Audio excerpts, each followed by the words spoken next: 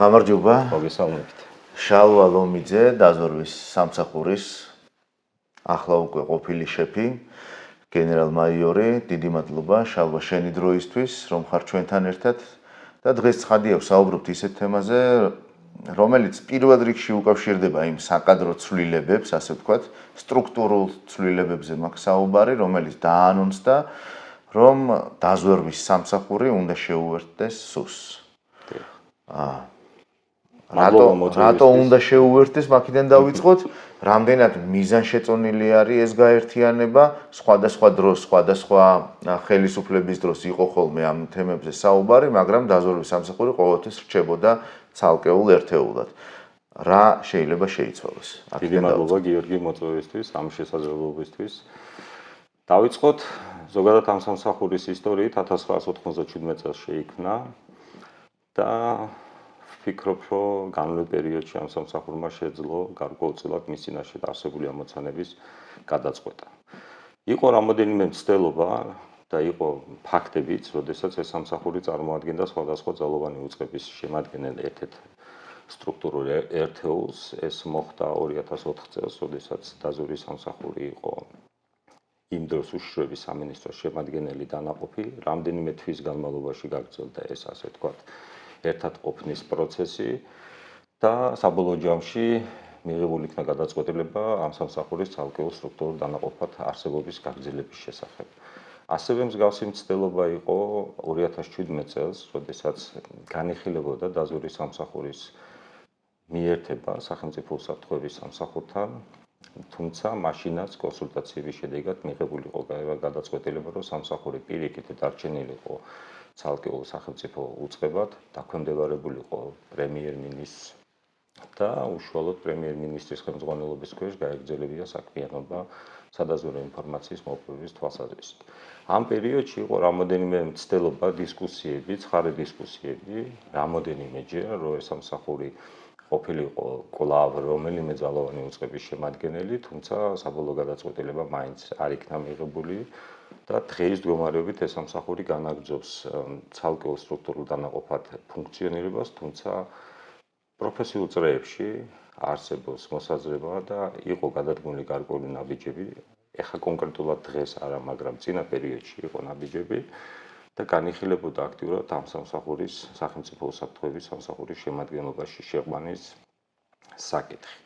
როგორც ჩემთვის ცნობილია, იყო დისკუსიები, სამუშაო შეხვედრები და განიხილებოდა თუ რა ტიპის ფორმაციით, როგორი სამართლებრივი ფორმით, რა ტიპის მატერიალურ-ტექნიკური მხარდაჭერით, ფინანსური რესურსებით შევიდოდა ეს ორგანიზაცია სახელმწიფო უსაფრთხოების სამსახურში. ზოგადად რომ მიმოვიხილოთ ამ სფეროში მსოფლიო პრაქტიკა, რეალურად გვაქვს ასეთი სურათი. ძალიან ბევრ სახელმწიფოში სადაზვერვო ორგანიზაციები ფუნქციონირებენ ცალკე სახელმწიფო უწყებების ფორმატით. არის სამართლიანობისთვის უნდა ვთქვათ, რომ არის სახელმწიფოები, სადაც დაზვერვის ორგანიზაციები ინტეგრირებული არიან სხვადასხვა ძალოვან ორგანიზაციებში, განსაკუთრებით სპეცსამსახურებში. არ ჩამოთვლი ახლა კონკრეტულ სახელმწიფოებს, მაგრამ ერთ-ერთი მნიშვნელოვანი ფაქტორი, რაც განაპირობებს ამ ორგანიზაციების არსებობას სხვა სახელმწიფო უწყებებში, ეს არის სპეციფიური საქმიანობიდან გამომდინარე ამ სამსახურის მხარდაჭერა გარკვეული ტიპის ოპერაციების თუ საზღვარგარეთული მოქმედებების დაშიფვრის და შენიღების მიმართულებით გადადგმული ნაბიჯები. გვაქვს ცოდნა იმის შესახებ, რომ საკმაოდ წამყვანი, დიდი, სერიოზული ორგანიზაციები, სადაზვერვო ორგანიზაციები არიან ინტეგრირებული მათ შორის სამოქალაქო ორგანიზაციებში, ასე ვთქვათ, არა სპეცსამსახურებში და არა ძალოვან უწყებებში და ეს ყველაფერი კვლავ უბრუნდება და მიმართულია იმისკენ, რომ ეს ორგანიზაციები თავიანთი საქმიანობის განხორციელების დროს იყვნენ უფრო მეტად მოქნილები და უფრო მეტად დაშიფრულად განხორციელებდნენ თავიანთ ოპერაციებს საზღვარგარეთის პირობებში.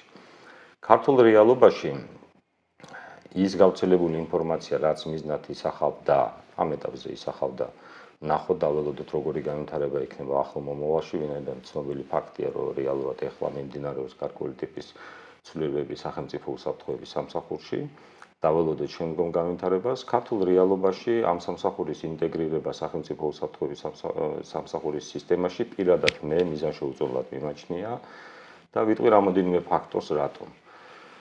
ჯერ ესეთი ამ სამსახურის საქმიანობა შედარებით განსხვავებული სპეციფიკის საქმიანობა. მე ჩემი განვლილი საქმიანობის პერიოდში მუშაობდი სახელმწიფო უსაფრთხოების სამსახურში, კერძოდ კომდაზვერვის დეპარტამენტში. შემდგომში 10 წლის განმავლობაში მუშაობდი დაზვერვის სამსახურში და ძალიან კარგად ხედავ თუ რა ტიპის სხვაობა არსებობს ამ უწყებების საქმიანობაში. ბევრი საერთო აქვს, ბუნებრივია, თუმცა არის რაღაცა მომენტები, კონკრეტული სპეციფიური საკითხები, რაც დაზვერვის სამსახურს განასხვავებს კონცადაზვერო ან სხვა ტიპის სახელმწიფო უსაფრთხოების სამსახურში შემავალი სტრუქტურული ერთეულების საქმიანობისაგან. პირველი რაც არის განსხვავება, ის არის რომ სამსახური მუშაობს ქვეყნის გარეთ და ქვეყნის შიგნით უბრალოდ ამზადებს ინფრასტრუქტურას ქვეყნის გარეთ სადაზვერვო ოპერაციების დაგეგმა განხორციელების მიმართულებით. სუსის შემადგენლობაში დაზვერვის სამსახურის შეყვანა ჩემი სუბიექტური მოსაზრებით და წარსული გამოცდილებით ვფიქრობ, რომ გამოიწვევს ამ სამსახურის საქმიანობის გარკვეულწილად მეორე ეტაპზე გადატანას. ვინაიდან სახელმწიფო უსაფრთხოების სამსახურში შემავალი სტრუქტურული ერთეულები იმდენად მოქნილები და იმდენად აქტიურები არიან საკუთარი ქვეყნის ტერიტორიაზე, საბოლოო ჯამში ეს გამოიწვევს შეზღუდავს მის დამოუკიდებლად ფუნქციონირების შესაძლებლობას. თუ იდეის ავტორები, ინიციატორები უზრუნველყოფენ იმას, რომ სუსის შემადგენლობაში არსებული დაზვერვის დეპარტამენტი პირობითად ვთქვათ, იქნება სამართლებრივად დამოუკიდებელი და პრაქტიკაში შესაძლებელი გახდება, რომ მან ანგარიშგება მოახდინოს უმაღლეს პოლიტიკური თანამდებობის პირთან დამოუკიდებლად, ეს კიდევ არის, ასე ვთქვათ, ნორმალური გამოსავალი ამ სიტუაციიდან. მსგავსი მოდელები არსებობს ცალკეულ ევროპულ ქვეყნებში და დამერწმუნეთ ვერც ერთი სტრუქტურული ერთეულის ხელმძღვანელი, სადაც ინტეგრირებული არის დაზვერვის დეპარტამენტი, ვერ ჩაერევა მის საქმიანობაში პოლიტიკურ ხელმძღვანელობასთან ან უმაღლესი თანამდებობის პირთან კონსულტაციების გარეშე. არის ჩვენი წარსულში და რეალობაშიც არსებული გამოცდილებიდან გამომდინარე, ჩვენ ვხედავთ, რომ მაგალითად ევროპულ ქვეყნებში კონკრეტული უწყების ხელმძღვანელი, სადაც ინტეგრირებულია დაზვერვის სამსახური სხვადასხვა ფორმით, არ და ვერ ერევა მის საქმიანობაში. კერძოდ ამაში გულისხმობ ვერ განსაზღვრავს საკადრო პოლიტიკას, ვერ განსაზღვრავს საფინანსო ან საოპერაციო პოლიტიკას, ვერ განსაზღვრავს მიზნებს და ამოცანებს, მისი იქ არსებობა არის ფორმალური და წარმოადგენს პირიქით ამ დანაყოფისთვის სხვადასხვა ტიპის ოპერაციული კომფორტის შექმნის შესაძლებლობას, რათა დანაყოფმა უფრო ქმედითად მოახდინოს პოლიტიკურ ხელმძღვანელობისგან მიღებული დავალების თუ ამოცანის შესრულება და განხორციელება. შესაბამისად, ზოგადად მინდა ვთქვა, რომ ვერ მივესალმები დღევანდელი საქართველოს დაზვერვის სამსახურის ინტეგრირება სახელმწიფო უსაფრთხოების სამსახურში და თუ მაინც იქნა ეს გადაწყვეტილება მიღებული, სასურველია, რომ ყველანაირად მიეცეს შესაძლებლობა, რომ ეს დანაყოფი იყოს დამოუკიდებელი და მან თვითონ შეძლოს პოლიტიკურ ხელმძღვანელობასთან კონსულტაციების შედეგად თვითონ დაგეგმოს, განახორციელოს და აღსრულება განახორციელოს იმ ოპერაციებისა თუ იმ მოქმედებებისა, რომელიც მის წინაშე დგას. და ლოგიკურად მებადება კითხვა, რომ რა როლი აქვს საერთოდ დაზვერვის სამსახურს სახელმწიფოს უსაფრთხოების მოწყობის სისტემაში და რითი არის ის გამორჩეული? დავიწყოთ იმით, რომ დაზვერვის სამსახურის ხელმძღვანელი არის საქართველოს პრემიერ-მინისტრის მთავარი მრჩეველი სადაზვერვო საქმიანობის სფეროში. სადაზვერვო სისტემა მოიცავს სამ ძირითად დანაყოფს. დღევანდელ რეალობაში ეს არის დაზვერვის სამსახური, ეს არის საქართველოს თავდაცვის სამინისტროს სამხედრო დაზვერვის დანაყოფი და საქართველოს შინაგან საქმეთა სამინისტროს სასაზღვრო პოლიციის სპეციალური სადაზვერვო დანაყოფი. ეს სამი ძირითადი ორგანიზაცია არის ის, რომელიც პასუხისმგებელია სხვადასხვა მასშტაბის, სხვადასხვა ფორმატის და სხვადასხვა ამოცანების გადასაწყვეტად. საერთო ჯამში ეს ინფორმაცია სამართლებრივად თავს უნდა იყრიდეს საქართველოს დაზვერვის სამსახურში, უნდა ხდებოდეს სადაზვერვო ინფორმაციის შეფასება, გაანალიზება, რისკების განსაზღვრა, შემდგომი ნაბიჯების დასახვა, ამ საკითხის შეთანხმება პოლიტიკურ ხელმძღვანელობასთან და შემდგომში უკუგებით ამ საკითხების ჩასვლა სპეციფიკისა და კომპეტენციის ფარგლებში. გარდა ამისა, საქართველოს მოქმედი კანონმდებლობით ნებისმიერი უწყება, რომელიც მიიღებს სადაზვერო ხასიათის ინფორმაციას და ძალიან კარგად იციან, რას წარმოადგენს სადაზვერო ხასიათის ინფორმაცია, მათ შორის სამოქალაქო უწყებებიც, ასე ვთქვათ, ისინი ვალდებული არიან ეს ინფორმაცია გაუზიარონ საქართველოს დაზვერვის სამსახურს და ასე ვთქვათ, საქართველოს დაზვერვის სამსახური არის ძირითადი საკვანძო წერტილი სადაზვერვო სისტემისა, რომელიც მართავს საქართველოს პოლიტიკას სადაზვერვო საქმიანობის განხორციელებასთან დაკავშირებით. როლი აქვს ძალიან დიდი.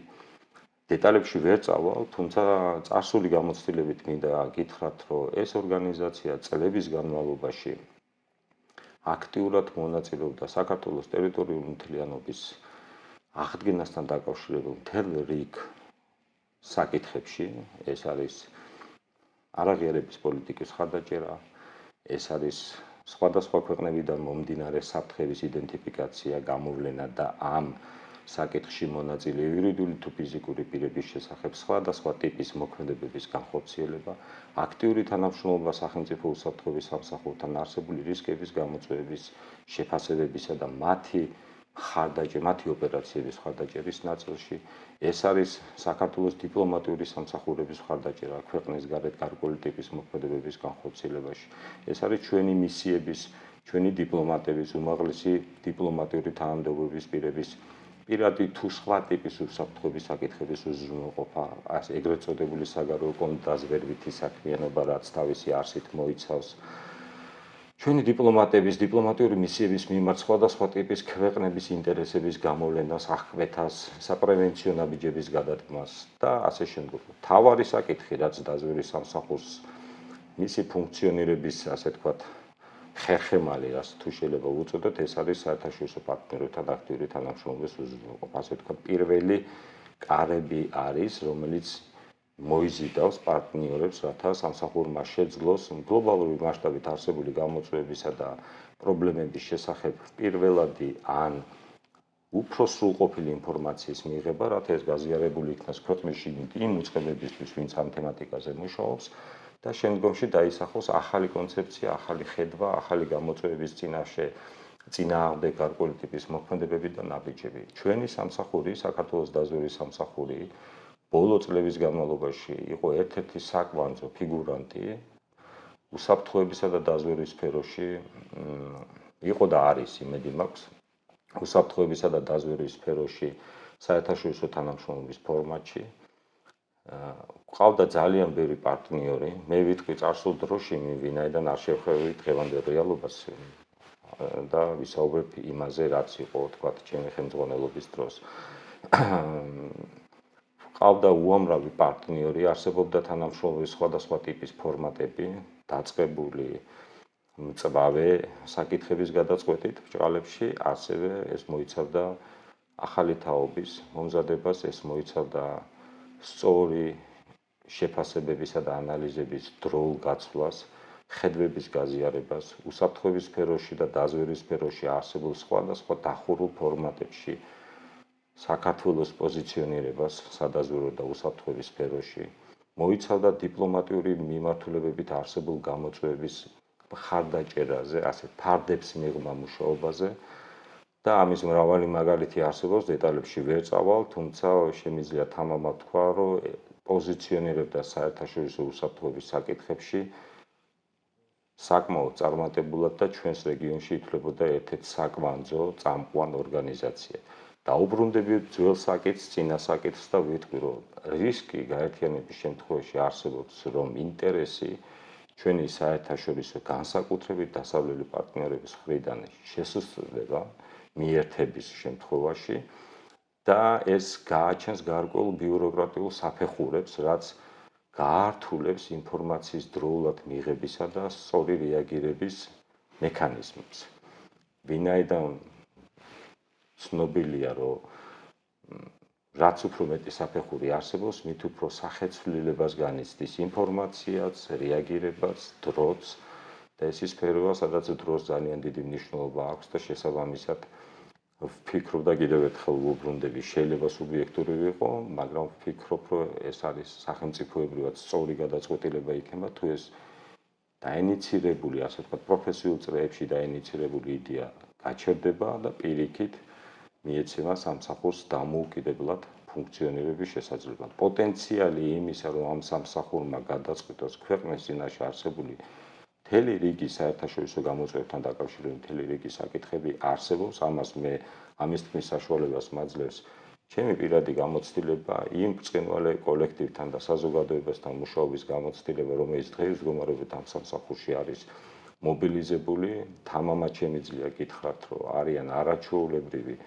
მაღალი დონის პროფესიონალები, რომელთაც აქვთ საუკეთესო ანალიზის და შეფასებების გამოცდილება, პრაქტიკა, ისინი აღიარებულები არიან საერთაშორისო ჩვენი დასავლელი საერთაშორისო პარტნიორების მიერ. ასევე არიან ოპერაციებში საუკეთესო გამოცდილების, მათ შორის საერთაშორისო მასშტაბით გამოცდილების მქონე ოფიცრები, რომლებსაც აქვთ უნარი ინდივიდუალურად თუ მცირე ჯგუფების ფორმატში დაგეგმონ, განახორციელონ და აიღონ პასუხისმგებლობა საკმაოდ მძიმე, საკმაოდ რთულ და ასე ვთქვათ, გლობალური მნიშვნელობის ამოცანების გადაწყვეტას. ამ კითხვას ვინახავდი ბოლოსთვის, მაგრამ რამდენჯერმე ახსენე და არ შემიძლია რომ არ შევეხო. 28 ნოემბრის შემდეგ აი ეს დასავლეთთან გაჩერებული ურთიერთობა როგორ აისახება, მე არ გთხოვ, რომ რაღაცა განსაკუთრებულ დეტალებში შევიდეთ, მაგრამ ასე ვთქვათ, როგორ ეხება ეს ყველაფერი სადაზვერვო თანამეგობრობას და კონკრეტულად საქართველოს დაზვერვის სამსახურს, როდესაც გარეთ სტრატეგიულ მოკავშირეებთან და დასავლელ პარტნიორებთან შეჩერებულია ურთიერთობა. მესმის. პირდაპირ აისახება ეს პროცესი საერთაშორისო სადაზვერვო სფეროში საერთაშორისო თანამშრომლობის კომპონენტზე.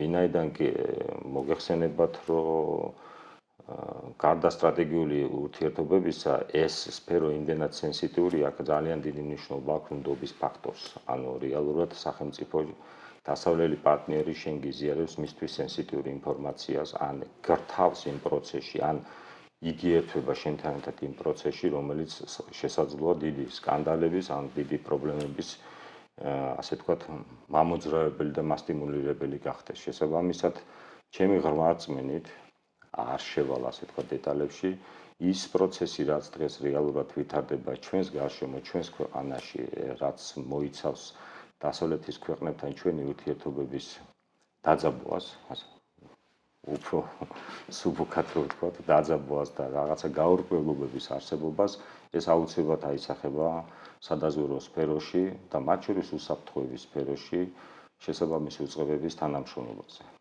მოვიყვან ასეთ მაგალითს, მაგალითად წარსულში, ახლო წარსულში დაზვერვის სამსახური მუშაობდა პროექტზე, რაც ითვალისწინებდა საკმაოდ მნიშვნელოვან დიდ პლატფორმაში, ევროპულ დასავლურ პლატფორმაში ჩვენი ორგანიზაციის ინტეგრირებაზე. ეს მოიცავს, ეს ორგანიზაცია არის დახურული ფორმატის ორგანიზაცია და მასში გაწევრიანებულია რამოდენიმე ათეული სადაზვერვო და უსაფრთხოების ორგანიზაცია. და ამ პლატფორმის მიზანი მდგომარეობს მოკლე დროში, იმ კონკრეტულ მომენტში ევროპის კონტინენტის გარშემო არსებულ საფრთხეებზე, თქვათ, გლობალური ხედვების გაზიარება, სხვადასხვა ქვეყნების ნაბიჯების, სამომავლო ნაბიჯებზე ინფორმაციის მიღებას და შენი სამომავლო სამოქმედო გეგმის მათთან ინტეგრირება, რათა შენ არ იყო მოწყვეტილი ამ ევროპულ უსაფრთხოების სისტემას. ეს პროცესი ჩემს ხელთ არსებული ინფორმაციით ამ ეტაპზე შეჩერებულია, აქ კონკრეტულად დაზვერვის სამსახურის როლი ყველაზე ნაკლებია, ალბათ ეს გამოწვეულია იმ პროცესებით, რაც 28 ნოემბრის შემდგომ გამართulda ქვეყანაში. და ვთვლი, რომ ალბათ სამომავლოდ უფრო და უფრო გაჭირდება ამ ეგრეთ წოდებულ დახურულ კლუბურ საზოგადოებაში ჩვენი ორგანიზაციის ინტეგრაცია. რა სარგებლოს მოგვცემდა ჩვენ ამ კლუბში მონაწილეობა, ეს არის რეალურად ერთ კონკრეტულ მომენტში, დროის ერთ კონკრეტულ ნაწილში ერთდროულად რამოდენიმე ათეულ ლიდერთან, რომლებიც კურირებენ საკუთარ ქვეყანაში უსაფრთხოებისა თუ დაზვერვის საკითხებს, პირდაპირ კომუნიკაციის შესაძლებლობა. ეს არის ნდობა. ეს არის ინფორმაციის გაცვლაზე უფრო მარტივი გზების მოძიება და მათთან, ასე ვთქვათ, პირადი ურთიერთობების თუ პროფესიული ურთიერთობების გათვალისწინებით სხვადასხვა ახალი კომპონენტების, ახალი ნაბიჯების, ახალი რეალობის დანერგვა უკვე ჩვენს ქართულ რეალობაში. ვინაიდან ახალი ამ ბიზნესში შესასწავლი არაფერი არა, ჩვენ უბრალოდ უნდა გავხდეთ იმ თანამეგობრობის, იმ ჯანსაღი თანამეგობრობის შემადგენლები, რომლებიც დღეს კარნახობენ გლობალურ მსოფლიო უსაფრთხოებას და კონკრეტულად როგორც შავი ზღვის რეგიონში, ასევე ევროპის კონტინენტზე. ცხადზე უცხადესია, ქართული საზოგადოების ინტერესი არის სწრაფი ინტეგრირება ევროპულ სამყაროში, ევროპულ საზოგადოებაში. ეს უნდა მოხდეს როგორც ინდივიდუალურად, ასევე უწყებების დონეზე, ასევე სახელმწიფოს დონეზე. შესაბამისად, თითოეული ნაბიჯი ამ მიმართულებით გადადგმული იქნებოდა კიდევ ერთი დამატებითი კომპონენტი ჩვენი ქვეყნის სწრაფი ინტეგრირებისთვის იმ სამყაროში, საერთოდაც მივისწრაფით ჩვენ. სამწუხაროდ ის ძველ თემას დაუბრუნდები, საკითხი ამ ეტაპზე შეჩერებულია, რა პერსპექტივა იქნება არ ვიცი, თუმცა არც ისეთი მდგომარეობა, რომ გამოსწორებას არ დაექვემდებაროს.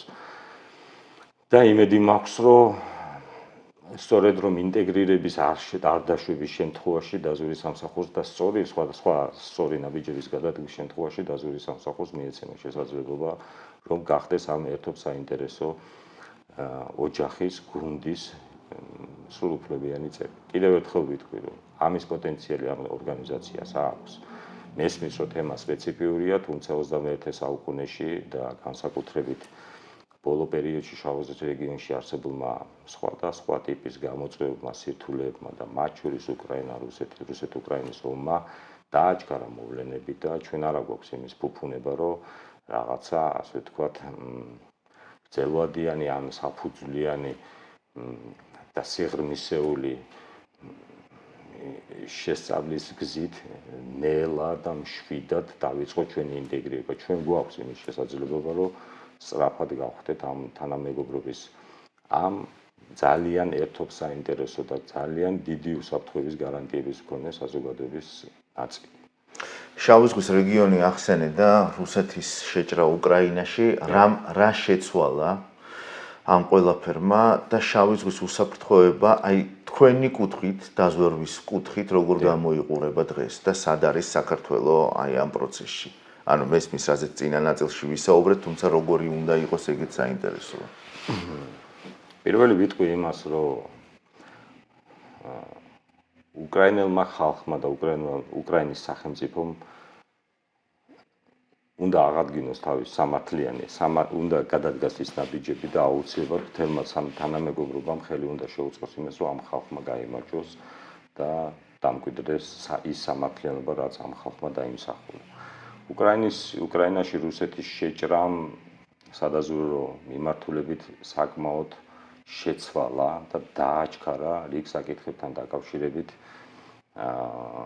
სადაზვერვო თანამეგობრობის როგორც თანამშრომლობა, ასევე გამოწვევების საკითხი. ის რომ საქართველოს ტერიტორიიდან რამოდენიმე კილომეტრის მოშორებით მიმდინარეობდა ასეთი მასშტაბის საბრძოლო მოქმედება, ეს ბუნებრივია საქართველოსთვის წარმოადგენდა პრობლემას. გაიზარდა რისკები, გაიზარდა გამოწვევები და პარალელურად გაიზარდა თანამშრომლობის პერსპექტივები ცივილურ სამყაროსთან. ბუნებრივია გაჩნდა ინტერესი, თუ მანამდე არ არსებობდა გარკვეულწილად ჩვენი რეგიონის მიმართ ცალკეული წამყვანი ევროპული სახელმწიფოების ინტერესი კი არსებობდა, უბრალოდ იმ მასშტაბით არ არსებობდა, ამან დააჩქარა, რათა ძალიან მნიშვნელოვანი იყო ქართული სპეციალური სამსახურების შეფასებისა და ხედვის სწორად დანახვა, თუ როგორ ხედავდა საქართველოს სპეცსამსახურები და კერძოდ კიდევ დაზვერვის სამსახური იმ გამოწვევებს და იმ პრობლემებს, რაც რუსეთ-უკრაინის ომის შედეგად შეიქმნა შავი ზღვის რეგიონში. გამოწვევები გაიზარდა, პრობლემა გაიზარდა, ოკუპირებულ ტერიტორიებზე მოგახსენებათ რუსული დანაყოფების არსებობა მანამდეც პრობლემა იყო და შემდგომში მით უმეტეს.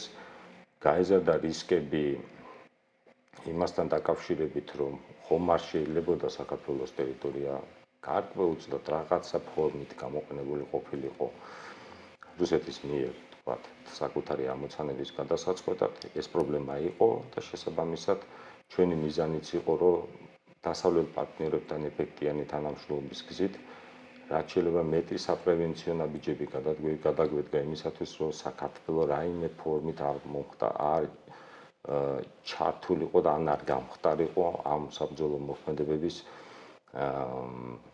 მონაწილეს ვერ ვიტყვი, მაგრამ თავი დაგვეწყვია გარკვეული ტიპის მოქმედებებისაგან. კონკრეტულად დაზვერვის სამსახურისთვის ამ მოქმედებამ შექმნა ის შესაძლებლობა, რომ ჩვენ მოგვეცა შესაძლებლობა შეგვეგროვებინა და გაგვეზიარებინა უпроსტოდ პარტნიორებისგან მიგვეღო ის ცოდნა და ის გამოცდილება, რაც ამ საბრძოლო მოქმედებებმა დაზვერვისა და უსაფრთხოების მიმართულებით შექმნა ახალი, ასე ვთქვათ, ტენდენციები. რეალურად ამ საბრძოლო მოქმედებების დროს ერთ-ერთი საკმაოდ ადგილი ეკავა როგორც უკრაინის, ასევე რუსეთის ფედერაციის სპეცსამსახურების ურთიერთჭიდლს და ურთიერთსაქმიანობას. პრაქტიკულად ჩვენს წინაშე გაიხსნა ახალი რეალობა, ახალი შესაძლებლობა, რომ დაგვენახა რა ტიპის მოქმედებებს ანხორციელებს ის სახელმწიფო, რომელსაც ოკუპირებული აქვს საქართველოს ტერიტორია 20%. ვნახეთ რა ტიპის ცვლილებები მოხდა მათ ოპერაციებში, რა ტიპის ძალებისა და საშუალებების გამოყენებას ცდილობდნენ ისინი საკუთარი მიზნების გადასაწყვეტად. ხედავდით, როგორ ხდებოდა სპეციალური სამსახურების და საჯარისო ფორმირებების კოორდინაცია კონკრეტული ამოცანების გადასაწყვეტად. იყო და ხედავდით იმ ნაბიჯებს თუ რა ტიპის კონტრზონებს იღებდა სახელმწიფო, რომელიც იცავდა საკუთარ ტერიტორიას.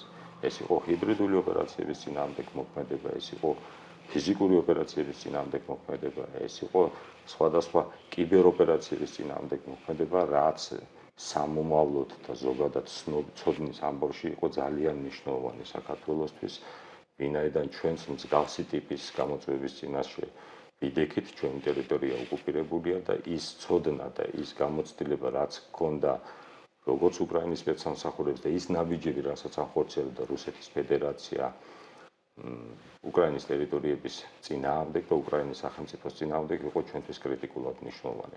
ეს ცოდნა და ეს გამოცდილება აუცილებლად მნიშვნელოვანი იყო ჩვენი სამსახურის ზოგადად უსაფრთხოების სისტემის განვითარებისათვის.